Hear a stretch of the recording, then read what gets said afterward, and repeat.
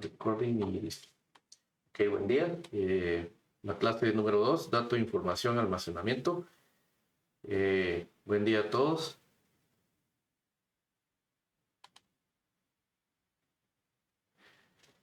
Bueno, en la actualidad, como ustedes saben, pues los sistemas están muy arraigados en nuestra vida diaria, tanto personal como empresarial o laboral, como quieran llamarle.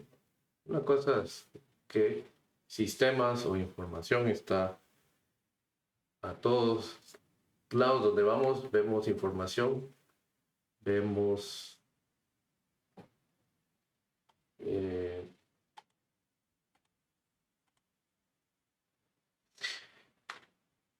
vemos sistemas, vemos datos, vemos información, vemos muchas cosas diariamente, ¿verdad? Y como se ve la gráfica, si no sabemos qué significa o cómo se usa, estamos perdidos. Estamos bajo el agua, pero si estamos conscientes de que los datos nos sirven para algo, pues podemos hasta sobresalir, ¿verdad? Entonces, como dice ahí, datos como recurso. Los datos operativos contienen datos de las operaciones de una empresa. Es un recurso es cualquier activo que es de valor para una organización y que incurre en costos. Los datos operativos de una organización claramente encajan en esta definición. El reconocimiento de los datos como recurso corporativo es un importante objetivo en el desarrollo de un entorno de base de datos. Las bases de datos protegen recursos de datos al proporcionar controles de seguridad, integridad, confiabilidad de datos mediante el Database Manager System. ¿Qué quiere decir esto? Que si tenemos un buen sistema de base de datos que nos proteja nuestra información y que esto a su vez esta información o estos datos sean íntegros, pues vamos a estar eh, con una parte de esto. Teniendo los datos, estamos sobresaliendo. Pero si no sabemos qué hacer con ellos, perdidos, ¿verdad? Como les mencionaba, al inicio, diariamente estamos expuestos a un montón de información, pero ¿y eso qué? Entonces, un día de datos son 500 millones de twitters, 294 billones de emails enviados, 4 terabytes son producidos por un carro que esté conectado a internet. Imagínense.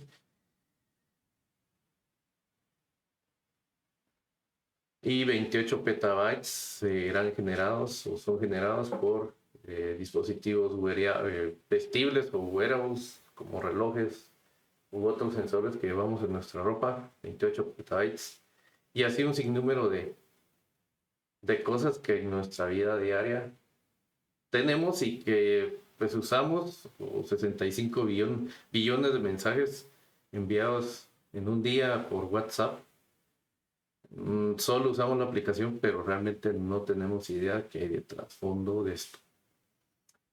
Entonces, ¿y esto dónde va a parar? A muchos lados, pero mucho de esto se guarda en bases de datos. Entonces, imagínense la cantidad de datos que se tienen que almacenar. Y almacenar es una cosa y las consultas también es otro tema. Entonces, durante este curso vamos a ver cómo almacenar esos datos, ¿sí? ¿Dónde se guardan? Por lo menos hoy, ¿dónde se guardan? ¿Qué significa? Eh, ya a lo largo del curso vamos a estar trabajando también en el diseño de esas bases de datos y cómo hacer consultas. Pero nosotros, si nos ponemos a ver objetivamente, bueno, ¿y estos datos dónde van a parar? Bases de datos. También en un minuto del día, aquí les dejo esta infografía. ¿Qué sucede durante un minuto? Pues eso fue hace 2 años, 2019. Usuarios que están utilizando YouTube, 4.5 millones de videos vistos. Twitter, 500 1000 mensajes enviados. Y así sucesivamente podemos tener muchas situaciones acá en un solo minuto. ¿Dónde va a parar esto? Bases de datos, ya sea relacionales, no relacionales o cosas de tipo texto, dependiendo. Pero, ¿qué es en sí? ¿Qué es en sí qué nos referimos con el término datos e información? Pues como dice ahí, los datos se refieren a hechos brutos o sin procesar.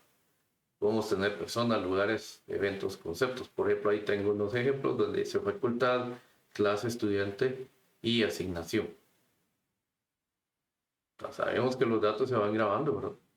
Tanto facultad como estudiante de la clase. Pero ¿cómo podemos sacarle provecho? Entonces ahí viene el concepto de información. Que al procesar esto, o ya darle una forma entendible a estos datos, ya es útil para tomar decisiones. Porque estos se pueden ordenar, combinar, resumir u otras formas u otras operaciones. Y entonces me puede servir a mí como personal de asignación en una universidad determinar cuántos estudiantes están por sección, por ejemplo. Y aquí vemos un reporte en el que dice lista de clases. Y ahí se ve el código de la clase, a qué facultad pertenece, el nombre del estudiante, su código, su apellido y su primer nombre, ¿verdad?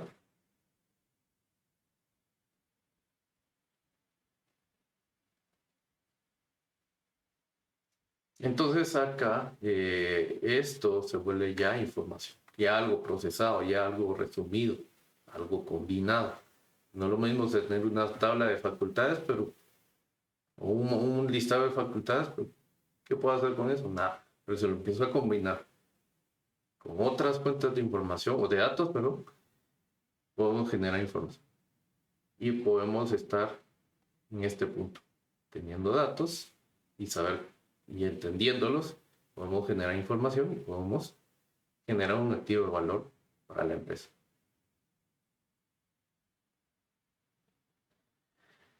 ¿Dudas hasta acá? No. Ok. Tipos de base de datos. En la actualidad o hace años se manejan o manejaban archivos planos.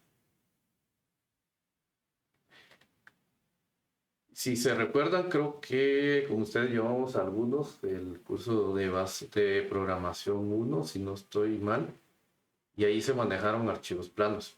Pues esto sería una base de datos que se manejaba antes y al momento todavía existen sistemas que se manejan de esa forma. O inclusive hay sistemas que manejan las bases de datos como que fueran archivos planos. Entonces, realmente un archivo plano es un archivo de texto como el que creamos en Notepad.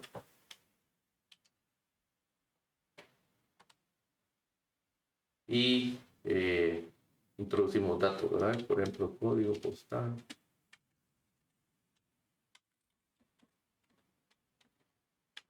Y aquí puedo almacenar estos datos, ¿verdad? Y después le damos grabar y ya.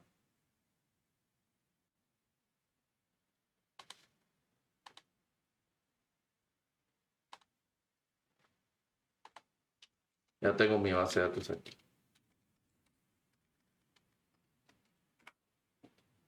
Entonces, un archivo de texto es eso. Un archivo de texto plano, ¿verdad? O archivos planos. No tienen ni no tienen indexación. Si yo quiero buscar, lo vamos a abrir.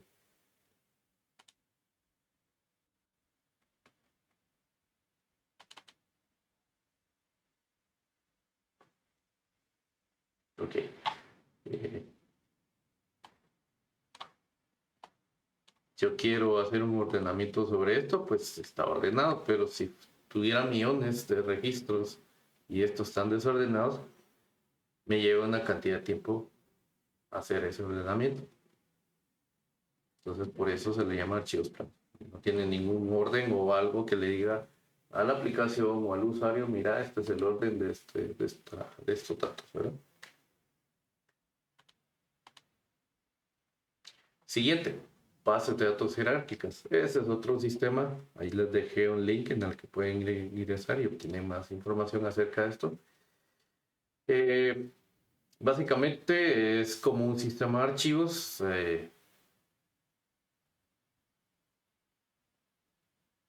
en el que se manejan este tipo de bases de datos. Yo puedo tener de tipo jerárquico y mis objetos o las tablas, como hablamos, o las entidades, como hablamos la semana pasada, están organizadas de forma jerárquica, como dice ahí, como un sistema de archivos. Un ejemplo de esto son las bases de datos de mainframe, son de hace 30, 40 años o más, en el que estas se manejan de esta forma, como se ve en el esquema. Otros tipos de base de datos son modelos de red, como que si fueran grafos. Entonces, un registro tiene un apuntador a otro registro y así sucesivamente al siguiente o al que tiene relación a él, ¿verdad? O, como dice ahí, tienen punteros que apuntan a esas direcciones a modo de que todos los datos estén relacionados uno con otro. El modelo relacional es el que vamos a estar viendo aquí en esta clase por las herramientas que vamos a usar. Y en base de datos 2 también hay un tema de bases de datos no SQL o bases de datos no relacionales.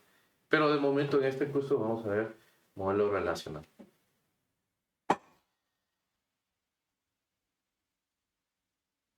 En el que, como dice ahí, una tabla puede tener muchos registros y un registro puede tener muchos campos. Cada uno de los objetos de este diagrama que tienen un color gris es una tabla o una entidad.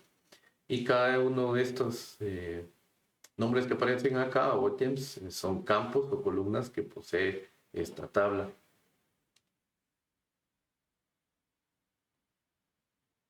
Segundo.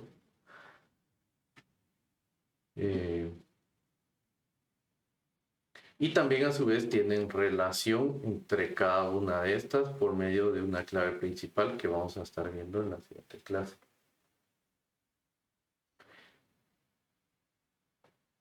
Tipos de base de datos, les dejo esta infografía acá.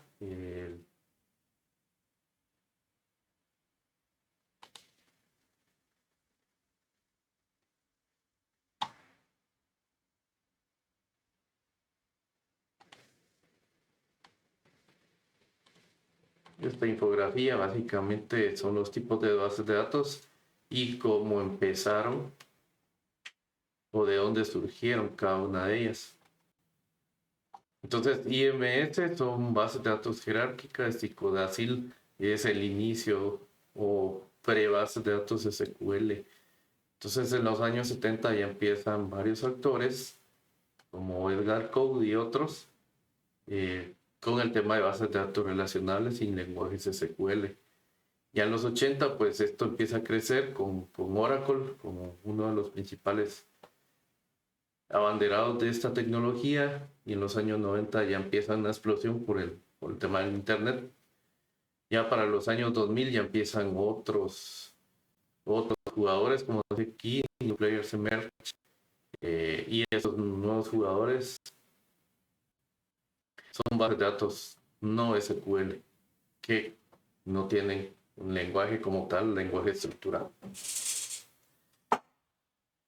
Y así sucesivamente, y hay un ranking que pues esta infografía tiene acá. Tienen pros y contras de las tecnologías, tanto bases de datos relacionales como no relacionales, que se explica acá.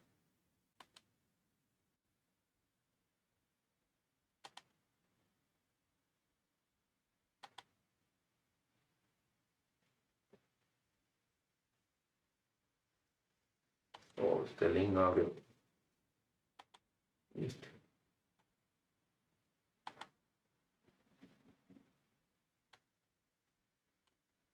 Y este es una comparación según la satisfacción de los usuarios que día a día utilizan las bases de datos, pueden visualizar por qué las bases de datos están en el puesto que están, dependiendo de la utilización o el sentimiento que tenga cada usuario.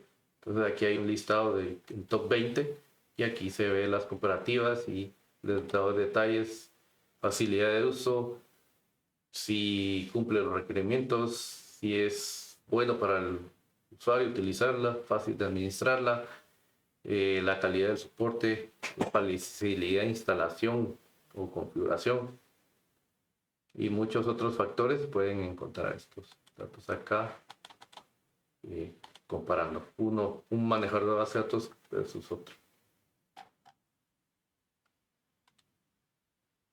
¿Dudas hasta acá?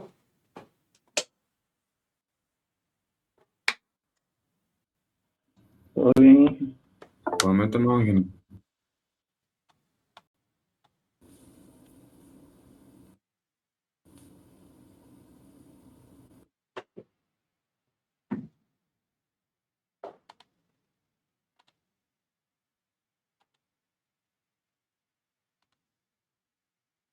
Ok.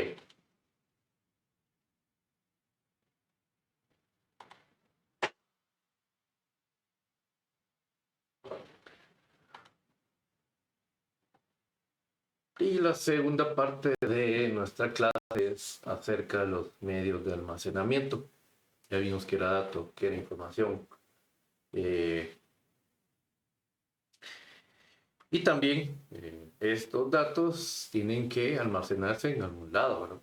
Para eso existen diversos medios, como los que estamos listando acá. Y del lado derecho, si ven la gráfica, según la rapidez, así está colocado, desde el más rápido hasta el más lento.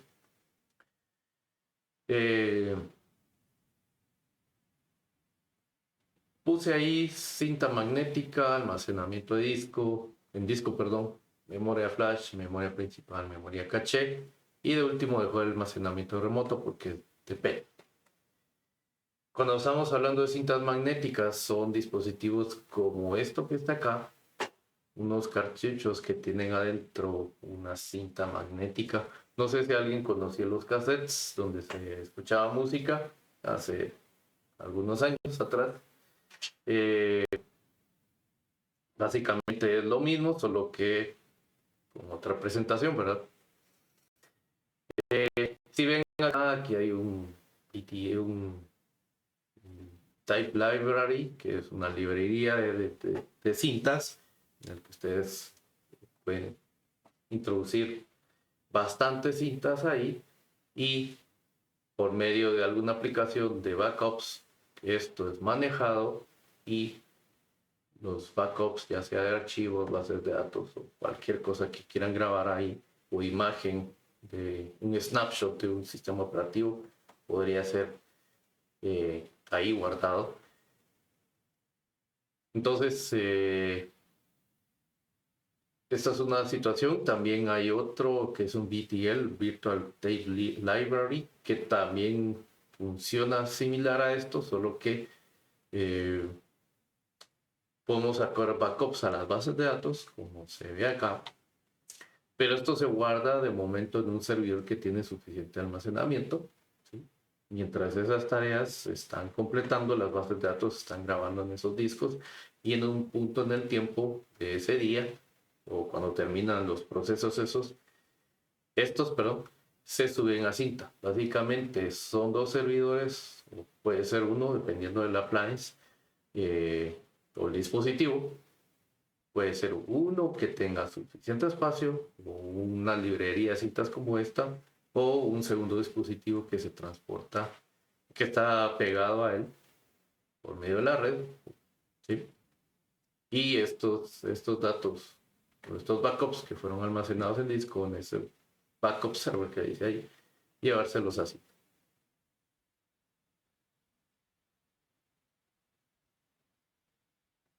El siguiente tipo de almacenamiento, todos conocemos los discos duros.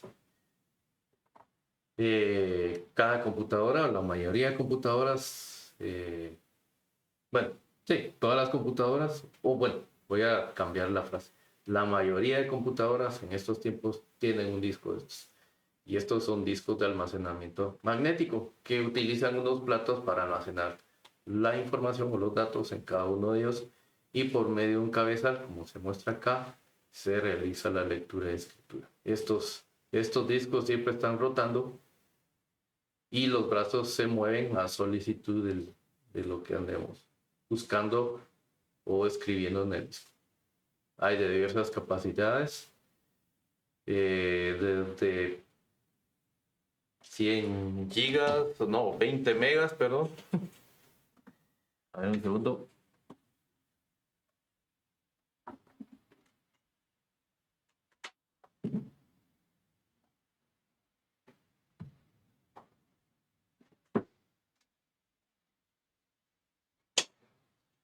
De 20 megas en su, no, 5 megas en el momento de su creación.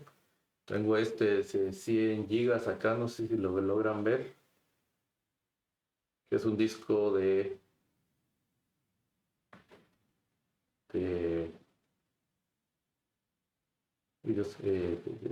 ¿cómo se llama esto? De una laptop.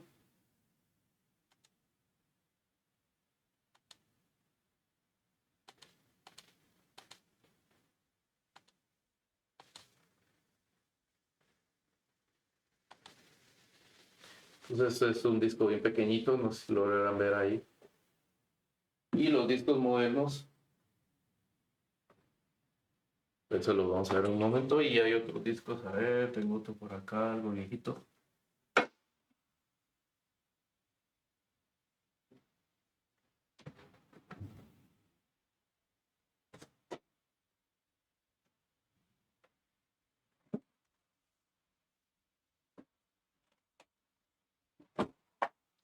Oh, no lo tengo acá.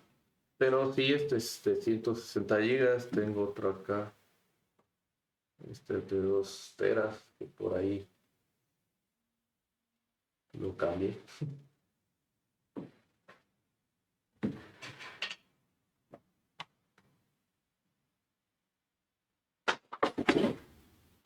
Oh, no.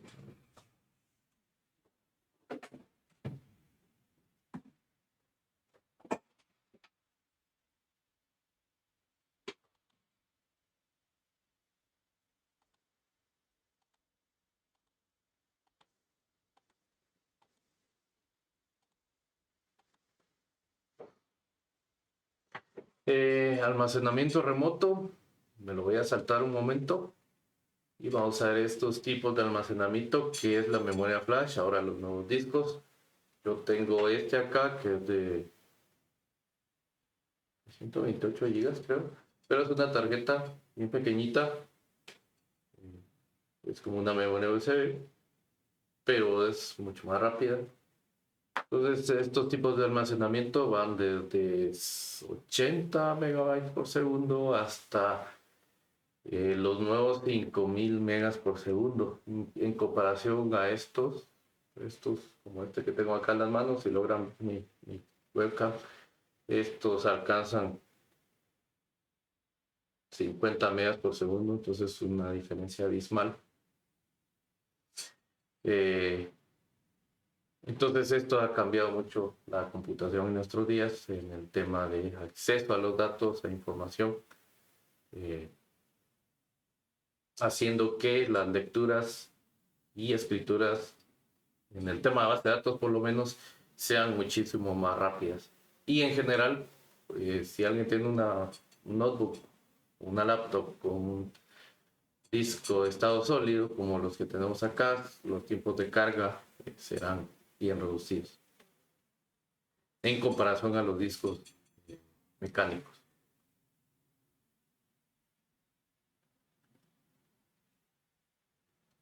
Otro de los tipos de almacenamiento que tengo acá, la memoria principal, la memoria caché, que es lo que vamos a revisar ahora.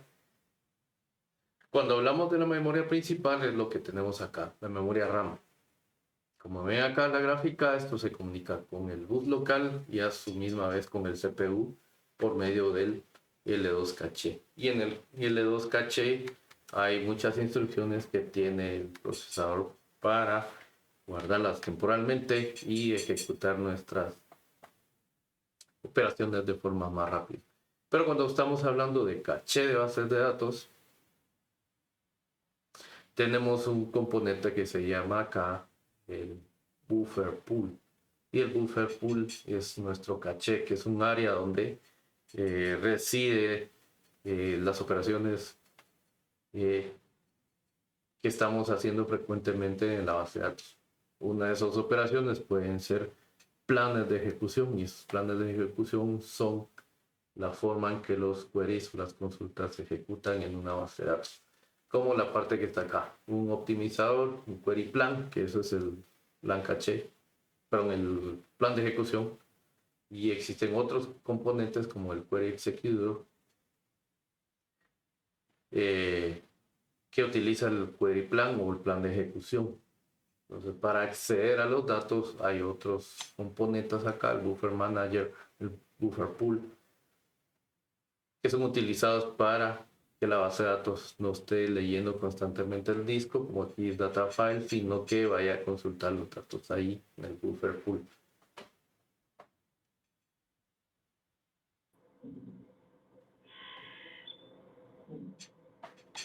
Y que solo tengo una duda, la información del caché o las cosas que se guardan en el caché, ¿qué tanto benefician en sí? Vamos a ver si entendí su pregunta. ¿Para qué nos sirve eso, básicamente? ¿O para qué Ajá. beneficio tendría? Sí, porque yo según lo que entendía, el caché más que todo era como pues cierta información como basura, digamos así, que se guardaba, pero no sé si yo estoy mal o... Realmente no es información basura, sino que, por ejemplo, yo estoy corriendo un reporte constantemente, ¿sí? Ese plan de ejecución o esa consulta se guarda ahí, ¿sí? Pero no es lo mismo tener 100 diferentes consultas, pero mi caché solo alberga 20, para 20 consultas, por ponerlo de un ejemplo sencillo.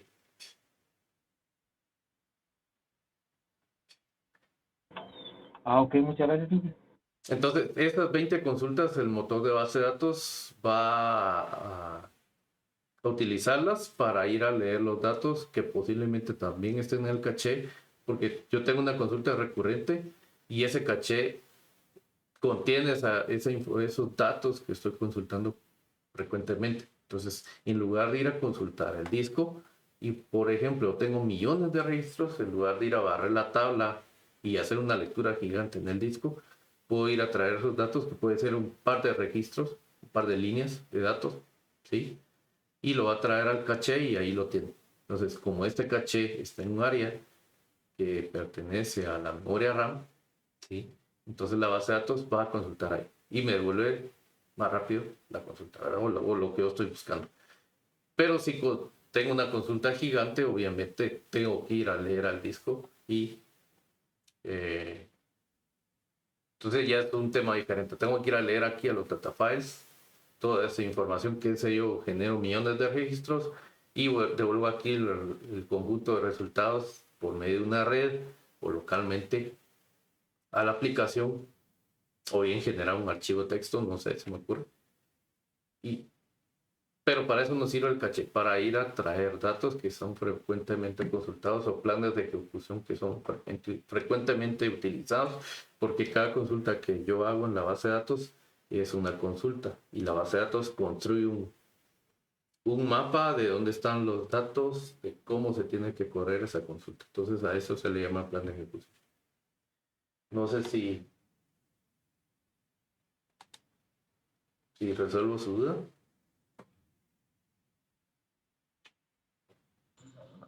No, Inge.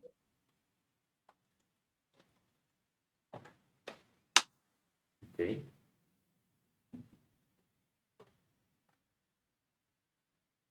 A ver.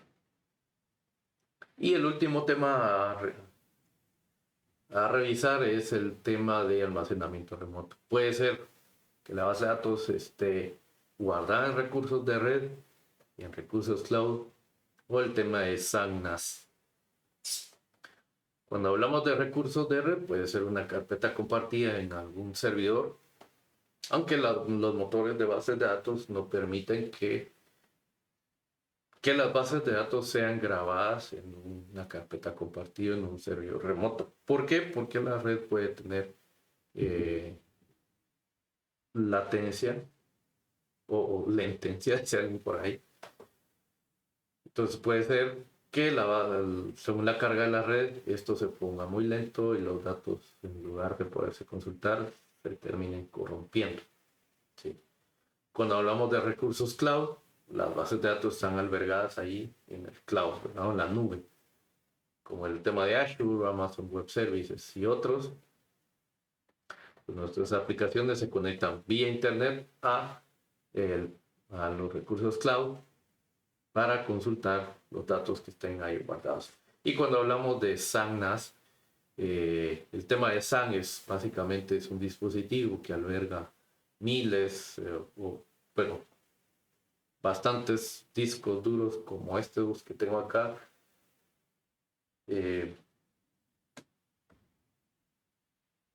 Para hacer un conjunto de un solo storage que la base de datos pueda visualizarlo y grabar las bases de datos ahí. Cuando hablamos de NAS, es un Network Attached Storage, que es un dispositivo de red que también tiene cierta rapidez, también se pueden guardar cosas ahí. Y en los últimos tiempos estos dispositivos NAS son unas computadoras con suficiente memoria y recursos para también tener una base de datos ahí o virtualización ahí y poder tener bases de datos. ¿Dudas hasta acá con esto?